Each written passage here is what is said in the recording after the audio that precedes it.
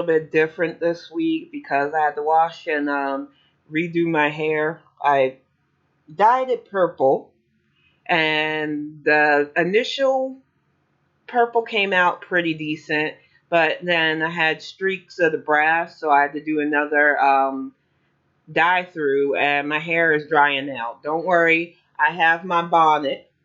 Once I feel my hair is dry enough, it might not be during this cast, I'll probably put it on. But this is also for the haters who are like, why she always got a bonnet on? Is she bald? No, as you can see, I went natural 2 years ago. My hair is full, it's curly, and it's purple. So just to get rid of those rumors. I will have my bonnet on either halfway through the show once my hair is a bit drier or next week. But this is definitely the Bonnet Chronicles, and I'd like to thank Axiom for getting us started up. Thank you, dear. It is fabulous. I like the purple. I'm glad I finally took the leap to get it all one color again because it was looking all kinds of a mess with the pandemic and stuff. We're going to fire off talking about the latest news and stuff going on, all the fuckery, because there's a lot of it always. Even though we are finally in the realm of having nice things, we've got a lot of people who they're making it their purpose to rain on our parade already. It hasn't been 2 weeks since we got a new administration, and folks are already trying to manufacture outrage. They're already trying to somehow throw the poor under the bus for 4 years of Trump fuckery, and it's frustrating. And it starts out with, "Oh, hey, Carmen, thank you. Welcome to you changed your name. I thought you were here under another name before, but welcome, Carmen, or CT Skillet tonight." Um, we have a big thing going on with the gamer group from Reddit that bought stock, and supposedly all these hedge funds are feeling the brunt of their supposed burn.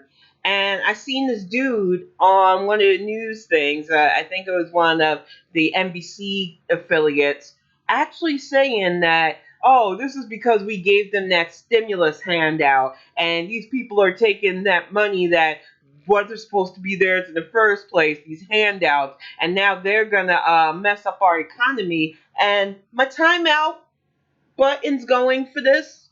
Time to fuck out, because the majority of us who got that stimulus used it to put much needed food on our tables, pay off bills that were crippling us, and did not have the wherewithal or the ability to invest in stock.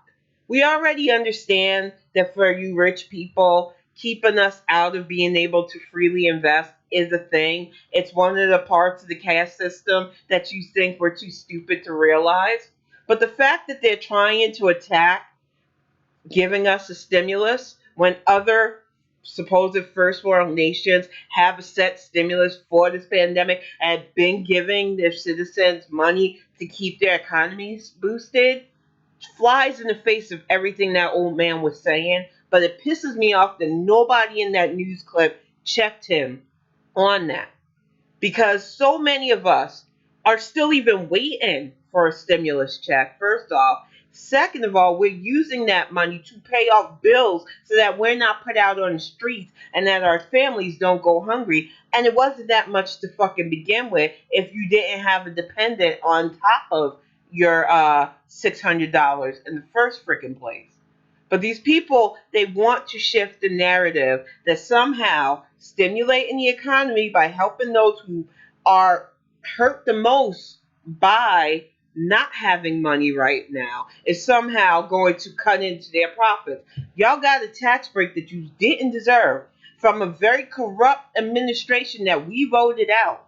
You don't get to get on TV and lament that a few people were able to use money to game the stock system means we don't deserve an actual set stimulus until this pandemic is taken care of.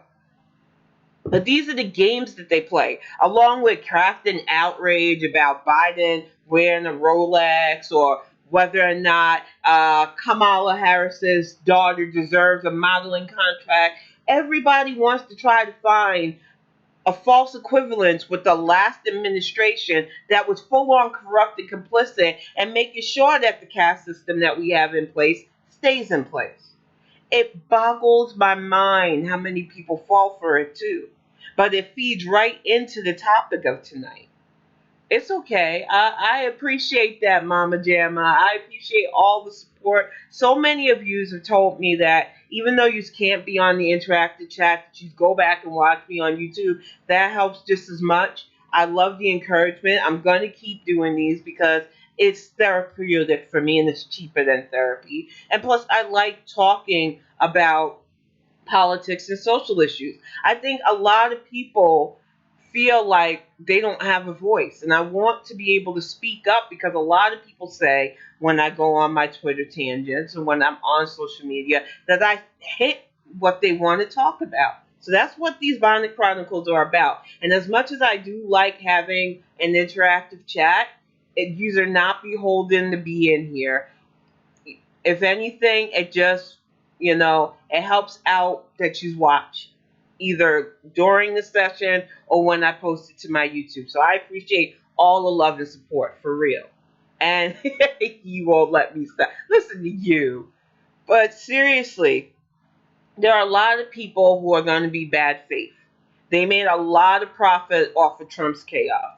They know that this new administration is going full stop at being serious and undoing all the damage he did.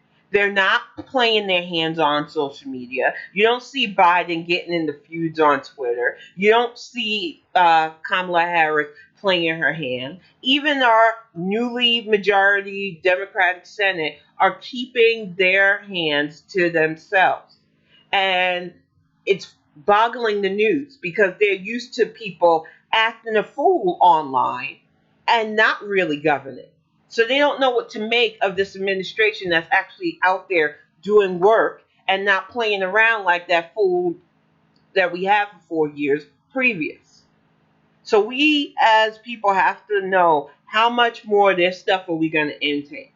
How many more clicks are we going to give them? How many more retweets of their nonsense, even if we're doing it to show our outrage? If they realize that what they're doing isn't working, they have to change it up. Point blank, period. It's all about revenue for them. And angry watching, whether you understand that or not, gives them revenue.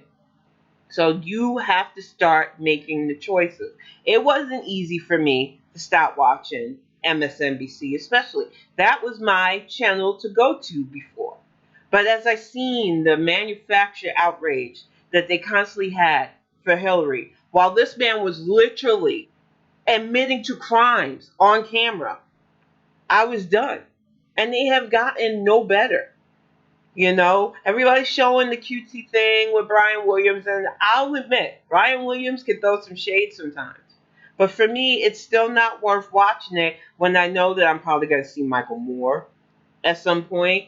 I'm going to see that dude that was on earlier talking about how people were taking that $600 handout and messing up the economy, not mentioning that tax break him and his family got to keep their wealth generational, messed up our economy a lot worse than these cats who were smart enough to game the stock system.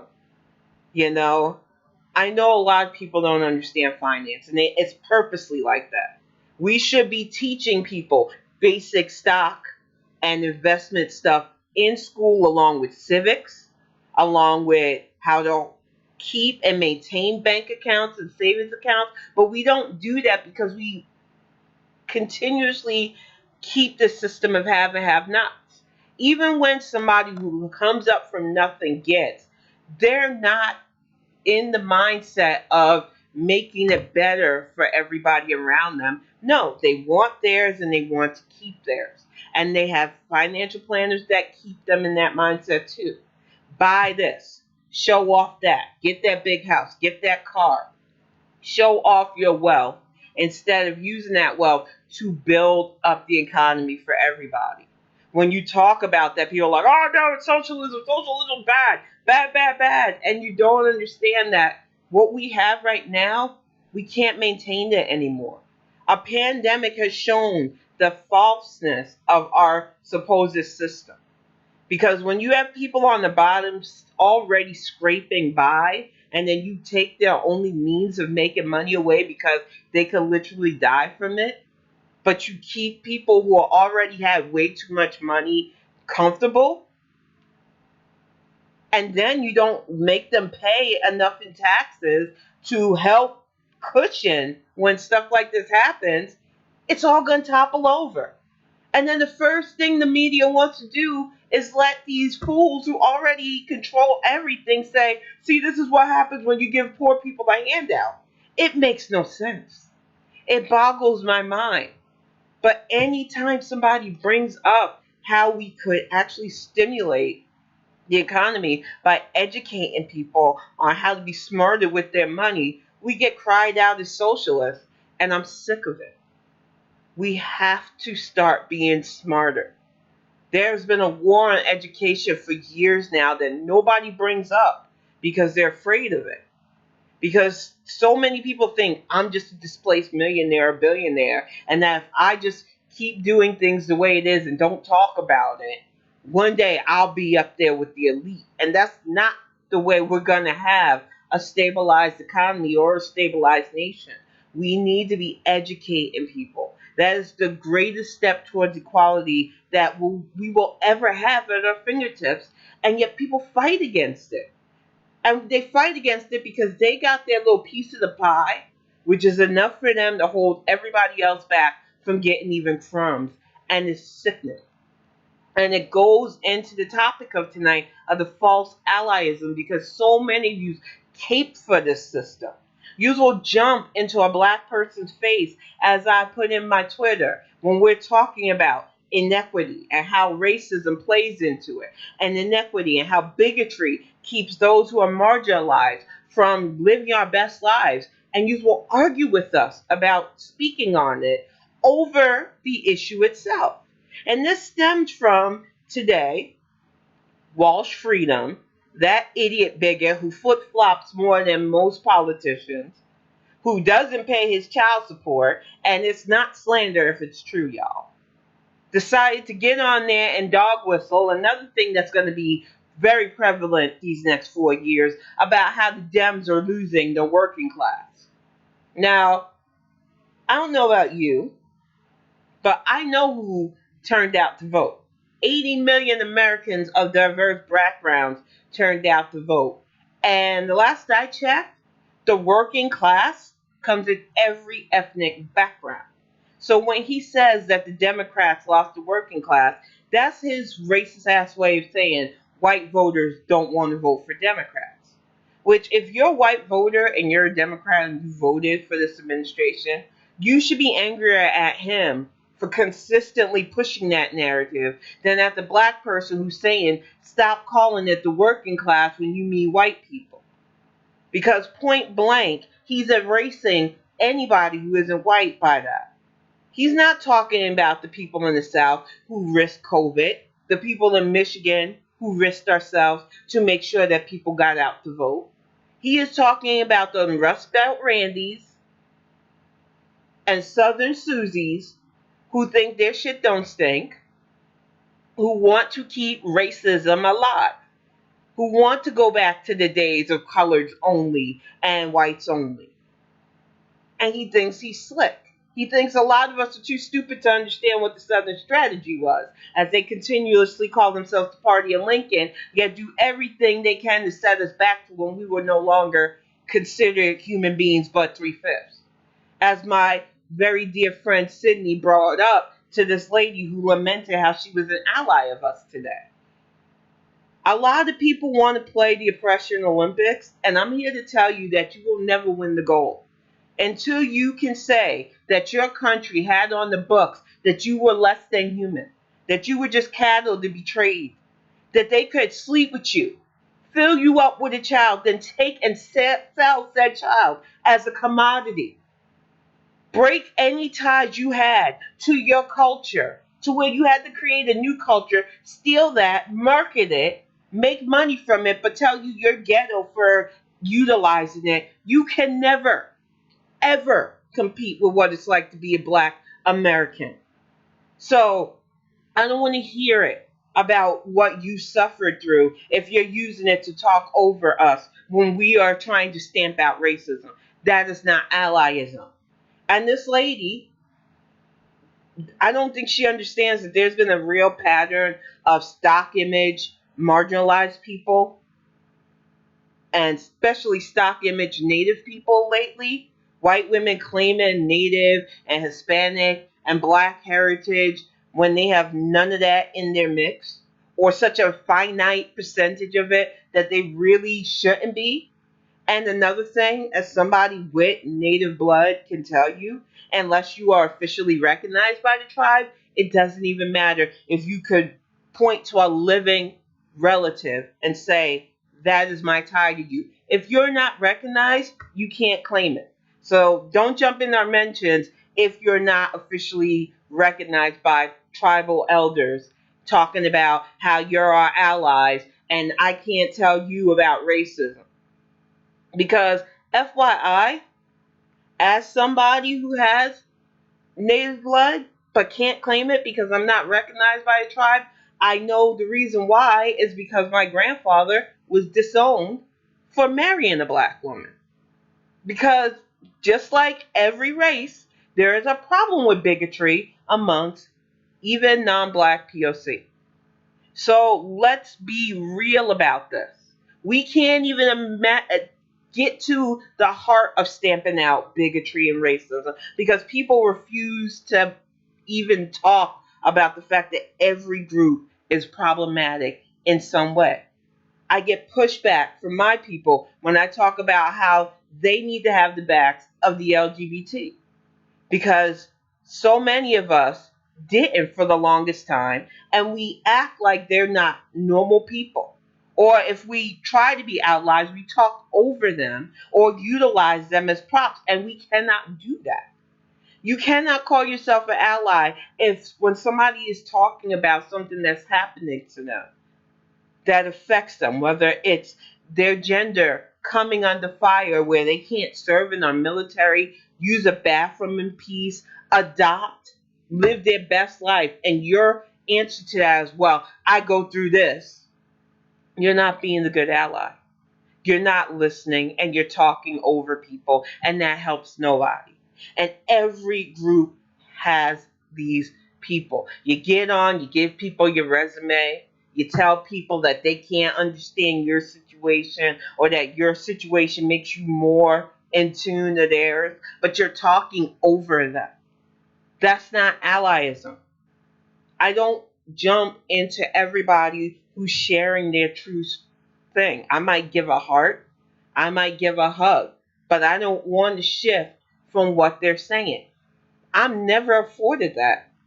Anytime I want to talk about racism, especially after something tragic happens, I can set my watch to the amount of people who think that it's worse for me to talk about what's going on than the issue that's literally killing us.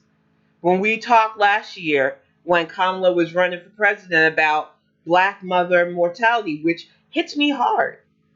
Not only because I had a child and I was fearful that I could have died from bleeding out due to my anemia, but because anytime I think about having a future child with Axiom, not to get you scared there, part of me fears that even getting pregnant, I'll have to deal with a hospital system that won't listen if something doesn't feel right, and I lose my life to that.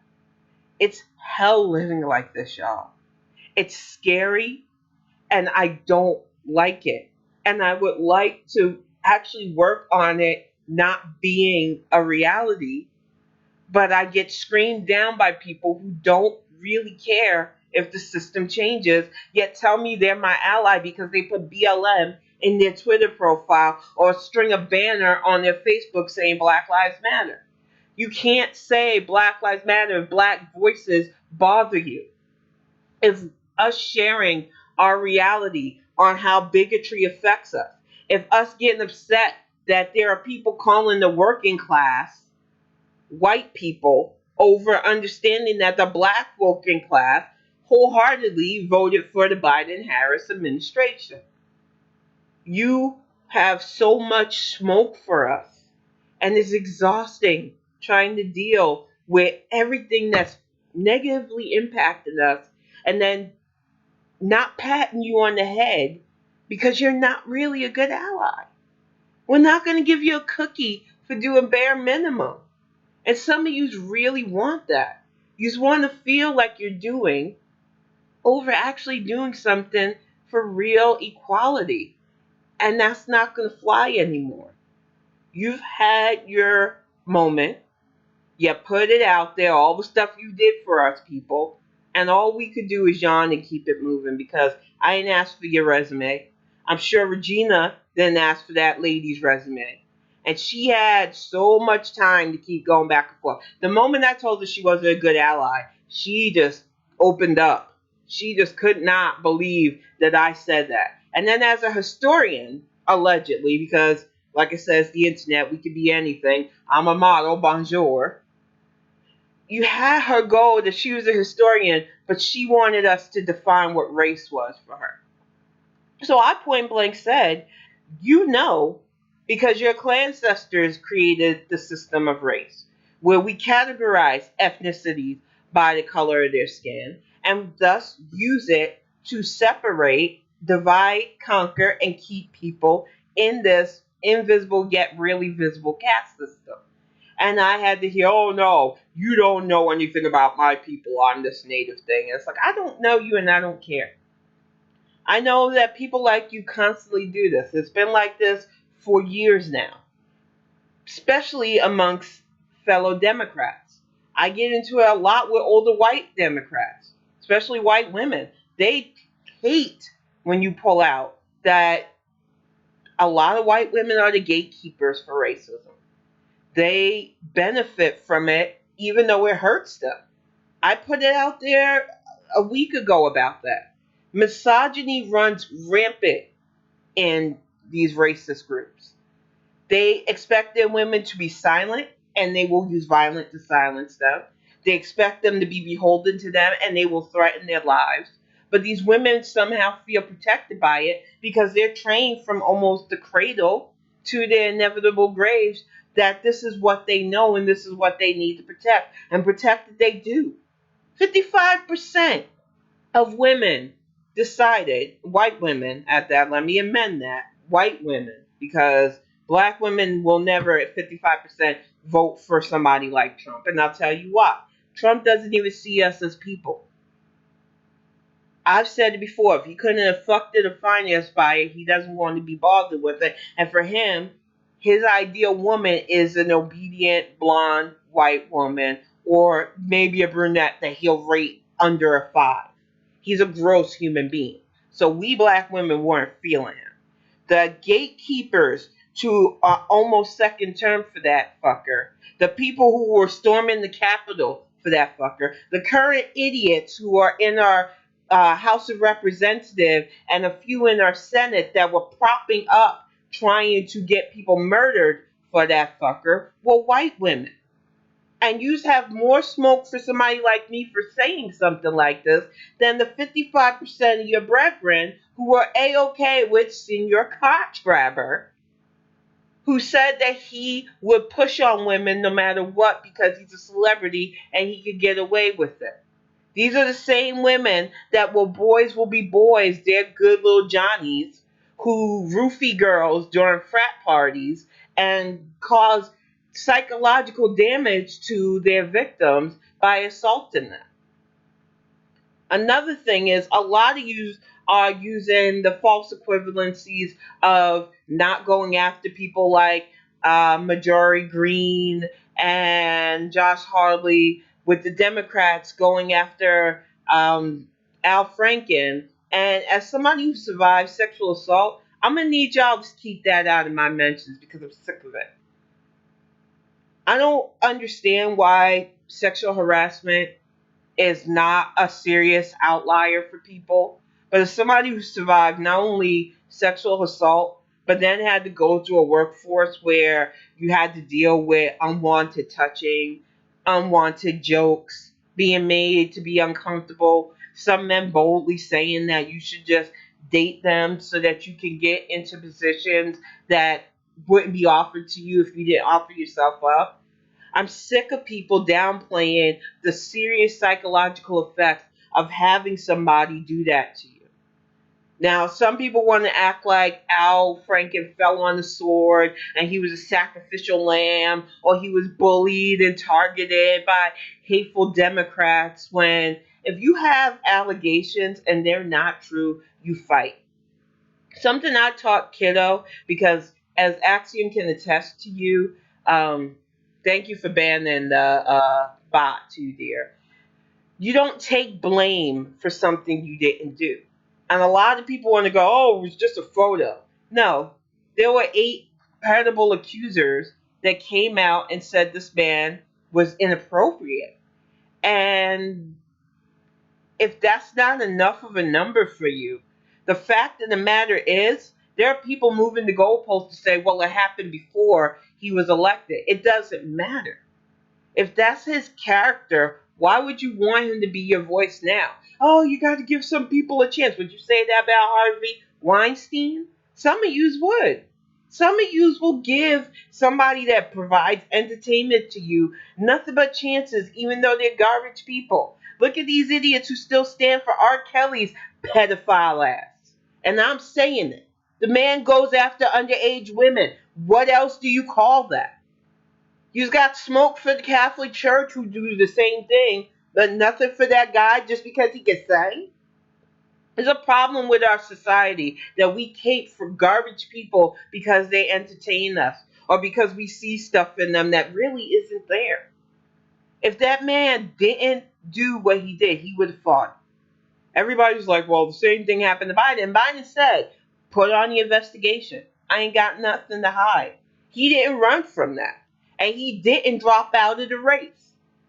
Al Franken had the choice to fight it, go before the ethics committee, or resign, and he chose to resign, which means the stuff against him was either too damning for his reputation to take the hit, or was even more serious. Either way, if he was that embarrassed by it, obviously it was bad enough. But I see the levels of acceptance some people allow, and it's frustrating because it bleeds into other things. It's like these people that give J.K. Rowling a pass because they loved her Harry Potter series so much, but they allow her to be a bigot towards transgender, especially transgender women.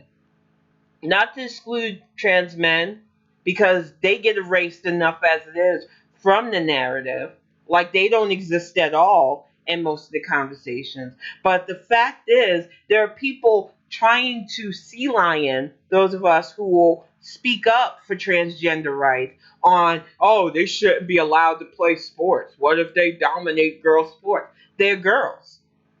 So why can't they play girl sports? If they identify and are getting the treatments to be women, they are women. And all these people that want to gatekeep biology but do nothing to actually help women when we're being legislated to near death, when we pay more for our products because there's a tax on our gender, but you have more smoke for people who are being murdered systematically and their killers get to panic defense their way out of serious trouble? Are you serious? They get misgendered, they get erased, and you're going on about your worry that somehow they might dominate sports. I'm sick of it, y'all. There's been way too many people with acceptable forms of bigotry, and whether you think you're a good ally or not, you actually feed into the system that continuously hurts us. And I know you don't want to hear it because you really rather have a pat on your head and a cookie. You want to make friends with marginalized people so that you can say, look, I can't be racist. I'm friends with so and so. But can I drop a little nugget of truth on you? If you've got to point out your friendship at that person as a way of saying that you're not something, you are. Mind blown, maybe. Or maybe you'll just be met with anger or defense, because that's a lot of what you do too. Don't use my friendship with you to say you're not racist. All of my friends, even the man I love, understands that they grew up in the system, that whether or not they actively participated in it, they didn't realize until later on in their lives just how much they were involved in. You don't have to be one of those tiki torch bearers to help keep systemic bigotry alive. It happens when you think less of a person the moment you look at them and they look different from you, whether they culturally dress different from you, whether their skin is darker or brighter, whether they are transgender and in the transition phase where you can tell they're in the transition phase. Because let me tell you, a lot of people who successfully get through their transition phase are way better looking than your average Joe and Jane out there. And that's why I think a lot of you hate on them. You hate on people who are bold enough to understand that gender constructs aren't for them and they wish to be non binary. But why does their non binary status hurt you so much?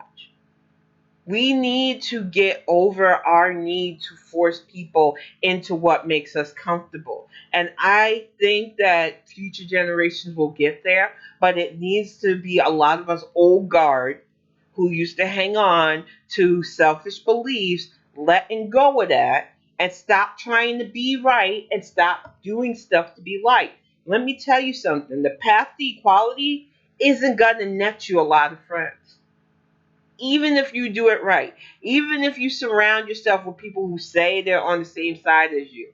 Most of the time, when you're being 100% real and 100% for equality, you're going to step on toes, because everybody has their own approach to what they feel the perfect equality is. And ain't none of us 100% right.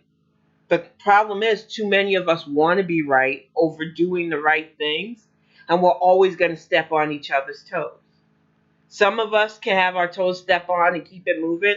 Others cry out and act like they're the victim of beating. And that's a problem.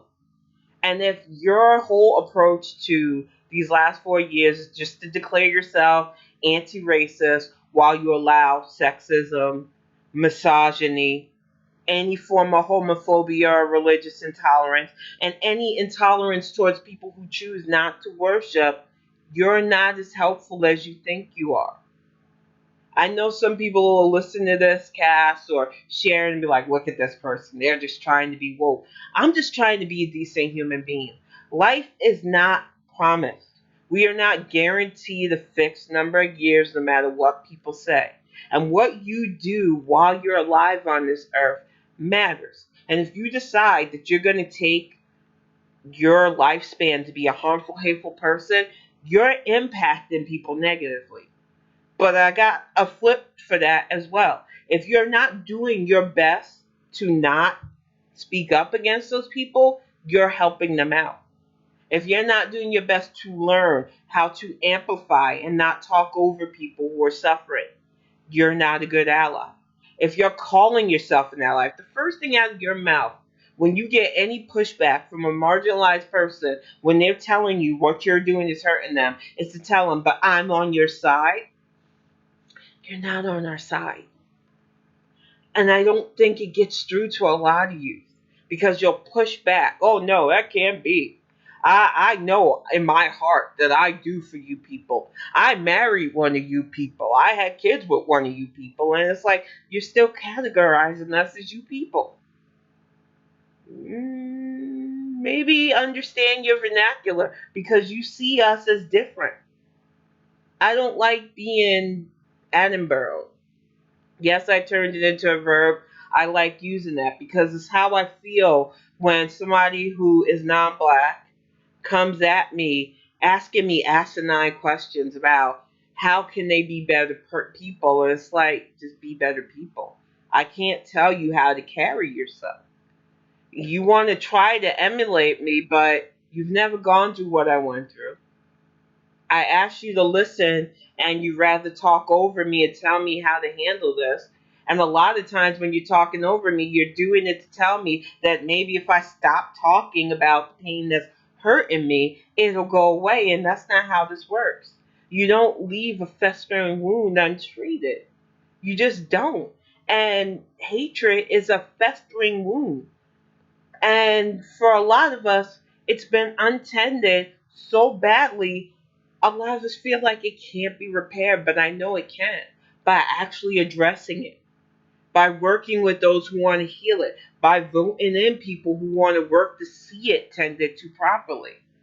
And this wound affects every part of our country, from jobs to healthcare, and we can't just ignore it. And you can't just jump into people's face talking about, well, we can't make this about Democrats and Republicans. Nobody's making it about this. We're making it about racists versus those of us affected by their racism. And when you jump in our face over the people who are actively hurting us, you are helping the racists. Just like if I jump onto a transgender person's timeline while they're talking about being dehumanized by either the entertainment system or society as a whole to make it about me, I am helping the people who are dehumanizing them because I am using my voice to drown out theirs. If you want to be a better ally, you have to learn when to shut the F up. Sometimes it isn't about you. I know you want to make it about your feelings, how you're hurting for us. If you really are, you will let us speak our truths without being obtrusive. You want to march with us, march alongside us, not in front of us. Don't throw fire bombs on our behalf. Don't go trashing places on our behalf. If we're out there asking for our lives to matter, be side by side, not trying to talk over us. That is what alliance means. Hand in hand, arm in arm, not over each other. But some of you still don't get that. And a lot of you think you're slick because you piggyback what you want on our issues. And that's the problem that I've had with the far left types. And I call yous out all the time. I don't care. Yous will not use my real life struggles to get your free shit. It didn't work. Your malware messiah tried it. He went to a project, a housing project, HBCUs, areas that are normally full of black people, and had all white rallies. And as I told my friend Lee, the main reason for that is you can't keep dismissing the racism that allows people to roll up in their house because they have a badge, murder us, and get away with it, to economic anxiety. They do that no matter where we live. Bottom Jean was in a nice apartment in Texas. The person who killed him was his neighbor who happened to be a cop. So don't give me that money will somehow stop these fuckers from killing us and getting away with it. And somehow you being able to pay off your student debt will stop the fact that hospitals are systematically treating people of color like we don't deserve proper medical attention, and that's why we're dying at higher rates of this COVID issue. But some of you want to play games. And for the most part, in your little circle echo chambers, you get away with that stuff. But then you try to come into my mention and the other black people's mentions with your stuff, and we shut you down. And the first thing you do is act like you're being attacked. Oh, you're bullying me. You're trying to fight me. I'm the victim. Nah. Because you're telling me that years upon, if not centuries, of systemic racism will be fixed if somehow you give free stuff, and then that'll just trickle down to all the areas that are continuously impoverished because they think we don't deserve. We should have stayed that silent cattle being traded and working for free. You realize how you sound when you come across that way? How selfish you sound as you prop up trust fund types whose mommy and daddy would pay for them even if they couldn't get a cushy job in our media, penning opinion pieces about how it's the downtrodden storming our capital. The downtrodden don't have the money to storm the capital. People were taking Lear jets to that ridiculousness on the 6th. These people craft the narrative because they want it to be poor people doing this. And they don't care that it's not poor people of color at all. But like I said, if you're a poor white person right now and what happened on the 6th pissed you off, you need to start speaking up along with us. Because you're being thrown under the bus by these types. These trust fund idiots like Live Action Millhouse. I don't think it's just white trust fund people. We've got our own problems, but like Cheese and Candace, all of these people are paid actors. And a lot of us amplify them when we get mad, and we got to stop doing that nonsense too. Because all that does is prove to their stands that they can push a button. We don't got to let these people do that. They're not worth our time or our energy for that. I'm telling you though, it has been a crazy week. We lost Cloris Leachman, bless her soul. We lost Cicely Tyson. I know a lot of people were really hurt by those two deaths. I like to put it in a little bit of positive light that they went out of this world as things are starting to hopefully get better. That they held on just long enough to see us get it right after 4 years of fuckery. There's just so much that we have to get done, and it's sad that they'll no longer be here to help share in the good with us, but I like to think that they held on just long enough to see us turn things around. But our work isn't done. As much as I've been waking up a lot more positive, a lot happier despite the weather being kind of, I know that we have local elections that we need to keep an eye on. We need to keep on our Congress people, whether it's writing or calling them, to have people who participated in the sedition of January 6th expelled if they're Congress or senators. We need to make sure that everybody who participated in the Capitol insurrection is prosecuted to the full extent of the law. And we need to support our sit-in senators that are working towards this.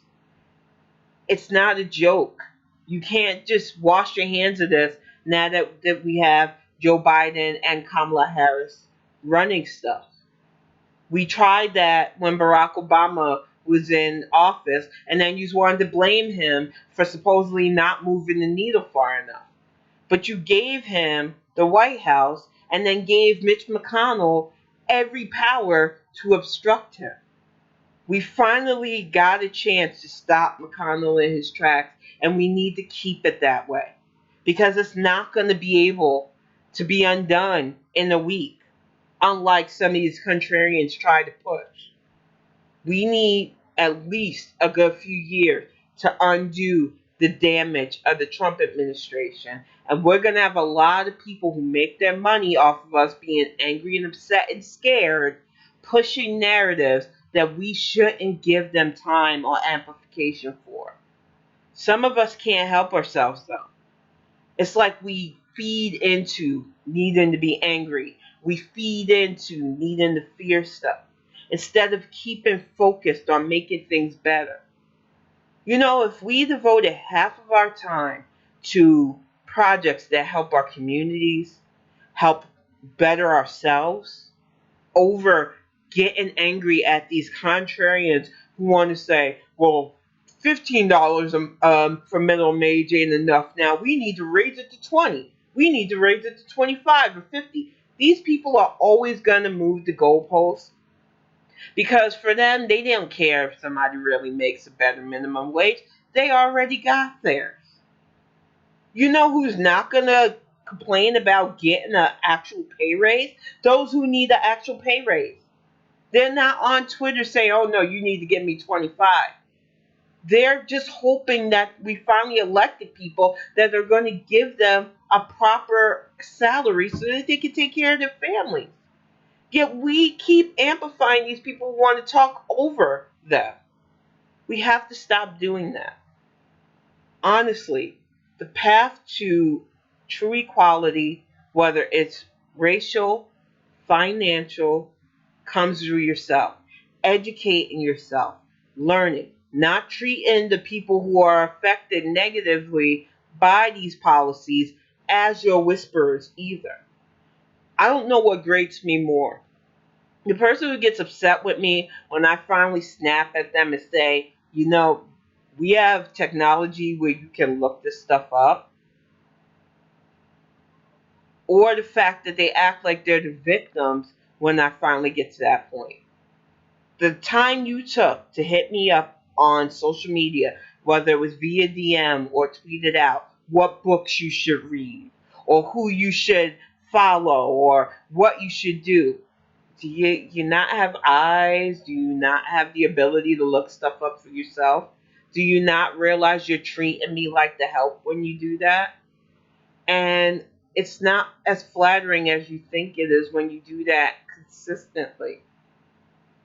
When I want to figure out stuff about a group that I know nothing about, I have the ability to look it up. I have the ability to watch things. There are plenty of informational things out there for you to learn. I don't go into people's mentions and saying, I don't really know anything about you, so guide me. Because it's rude. But some of you don't even think on that level. You think that somehow I owe it to you to explain my experience in the way that you get it. And if you just look at the way I tweet and the vlogs I do, I keep it pretty simple. I tell you that the best way to help equality is to push for education. I tell you that not moving out of areas that are too black or treating areas that are too black as if it's scary is part of that. I tell you that even if you're a non-black POC, checking the racism and bigotry within your community while I check the bigotry and racism in my community helps as well. And understanding that there is a difference between systemic racism that is so ingrained in our system that we literally have a prison to pipeline system for our communities versus bigotry that does hurt you. You have to understand that you can't compare the two.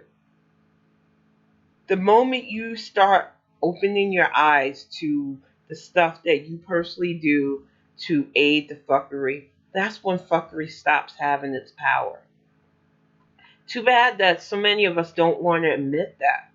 And we can't get out of that initial stage. And it's because we can't get out of that initial stage, the road to actual progress is long and full of pitfalls. I don't do what I do for a pat on the back. I can't, because a lot of times I make people upset by being blunt and honest about a lot of how things are. When you go into this wholeheartedly and seriously, you learn exactly who truly has your back and who's just one opinion away from telling you, oh, I don't want to hear from you anymore. It's just how it is. And until we stop being so defensive when somebody's opinion differs from you over something that seriously affects them, it's hard to get anywhere. A lot of you get really up in your feelings about how the conversation is had. And you want to dictate the way people can talk about their pain.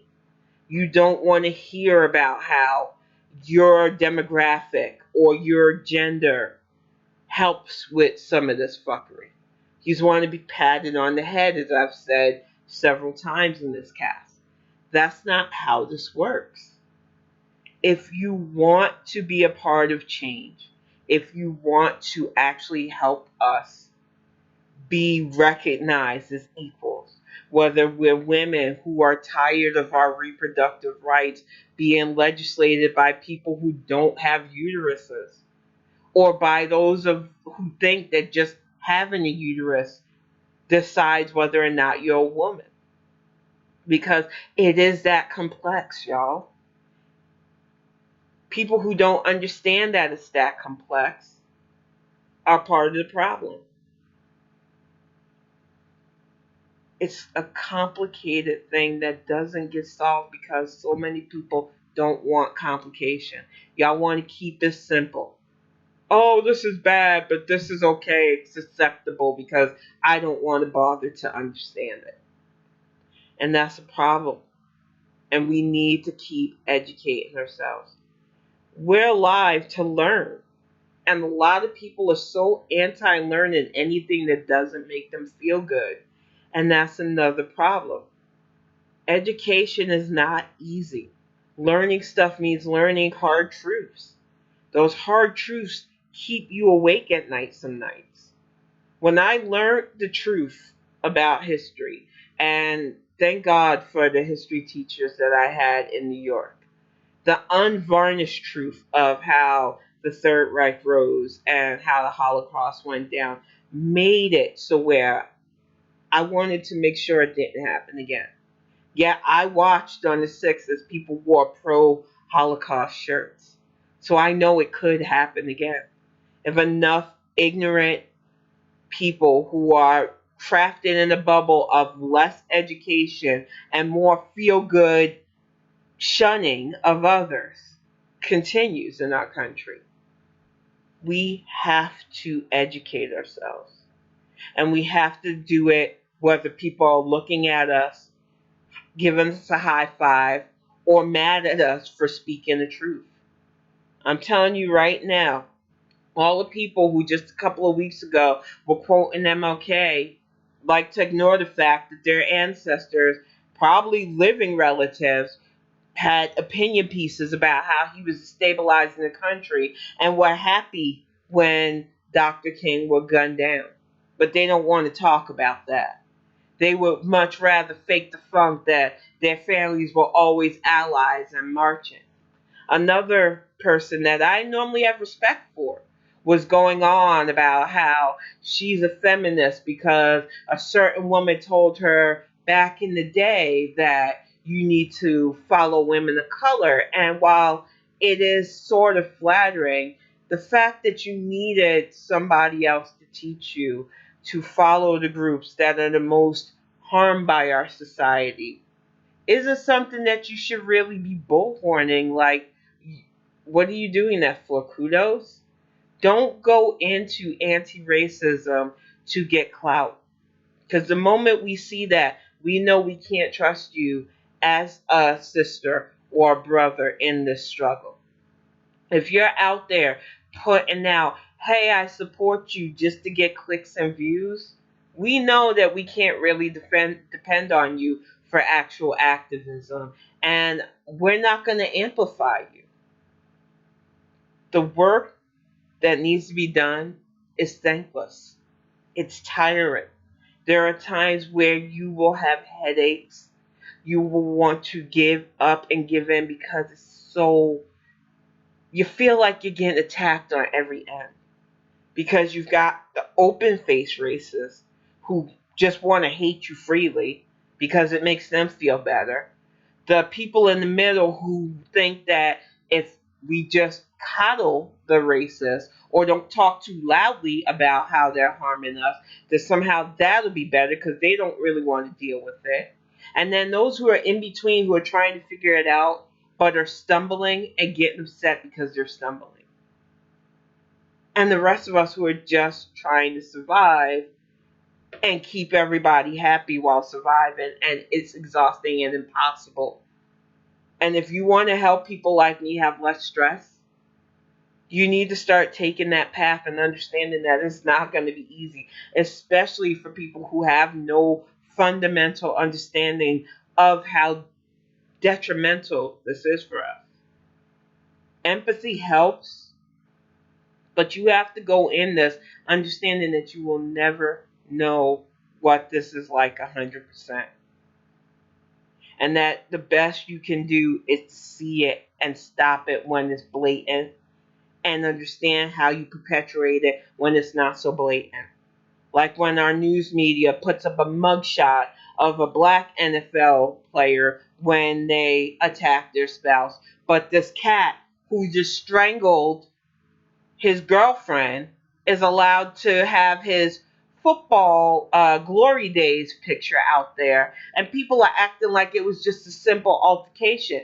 Dude strangled his girlfriend for not bowing to him, and they're treating him like, oh, he's just a good old boy with mental illness problems. And as somebody with mental illness, can you please stop making racism on that same level? That is a character flaw. That is a choice for ignorance. And while I'm not saying that there are people with mental illness that don't show signs of racism, I'm saying that somebody with mental illness, I'm sick of being your scapegoat for it. I'm tired of people using my very real life, my illness, as an excuse for people who are violent with their racism. Why would he want his woman to bow to him? And it doesn't help that homegirl was black either. There's just so much to unpack with that topic alone that it would break my heart to do it. But perhaps in a future Bonnet Chronicles, because I think a lot of people who are in multi-ethnic relationships are struggling right now with how to navigate still through all of what happened these last 4 years and this continuation of fuckery. But I'll tell you right now, that guy can't fall on the whole I was mentally ill lean. He strangled her with the intent to kill her. And his whole attitude when she didn't die as he ate dinner was, oh, I thought I killed you. That motherfucker needs to be in jail. Y'all are talking about, oh, he needs to be expelled from the NFL. No, he needs to be in jail. Point blank, period. And yes, thank you for the shameless plug. Our book is currently in the works of being published. It is a sci-fi novel, and a lot of people wanted me to explain what Axiom was about. Not Axiom the person, dear, but Axiom is the name of the first title of our series, and it's basically my idea of how science used to help people can sometimes go wrong, and how people affected by stuff nowhere in their control have to fight for their humanity. If it sounds like it's a parallel of what is going on in today's society and what has been going on throughout history, you hit the nail on the head. I'm hoping that when people read it, they understand those parallels and understand where I'm coming from with this story and with its follow up that I'm currently working on as well. I feel like I could sit here and complain about the lack of true diversity in things like science fiction, despite us having certain things like Star Trek and the new Star Trek, and how they're trying to diversify things like Star Wars. But if I don't write these characters and create these characters, and I just sit back and bitch about the lack of diversity, how does that help? So I'm hoping that when I get this published and it opens up a door for people who feel voiceless within these communities still to get out there and create their own stories. Because that's all this is. I'm just telling a story, but I'm doing it in a way that highlights characters that I feel are left out of literature and have been left out of literature far too long, or are written in ways that are caricatures of their character. It's got to stop. And like everything, the only way to make sure that we have positive representation is to write it. So I'm going to leave on that note. If you are a storyteller, write it. I know that it's hard and it can be intimidating. And the moment you finish your work, all the doubt hit me point blank that it's not any good and that it probably won't do any good to put it out there. But you got to push past that and you got to put it out there because you could be opening the door to somebody else who felt like they couldn't do it. That's why I'm going to keep pushing forward. And that's why I look forward to sharing my story with y'all very soon. But I'm going to wrap this up. Thank you to everybody who joined in this week. I will definitely be back next Friday with an all new Bonnet Chronicles. I will be wearing a bonnet next time as well. My hair is near dry. My dinner is ready. So I'm going to wrap it up and I will see you all next week.